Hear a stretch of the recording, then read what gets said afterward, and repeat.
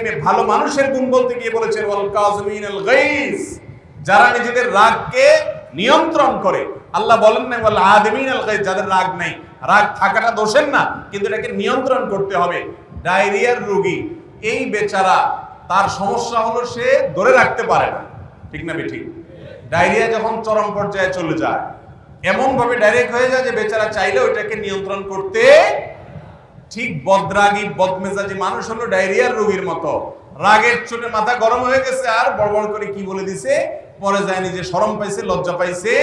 এই যে বলে না রেগে গেলেন তো হেরে গেলেন, যত মানুষ বদমেজাজি করছে সবাই জীবনে ছোট হতে হয়েছে, ঠিক না বেঠিক? অতএব আমরা রাগ নিয়ন্ত্রণ করবো তো ইনশাআল্লাহ।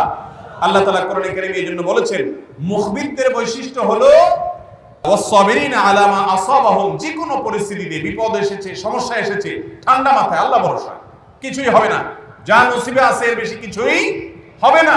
অতএব আমাকে ধৈর্যশীল হইতে হবে।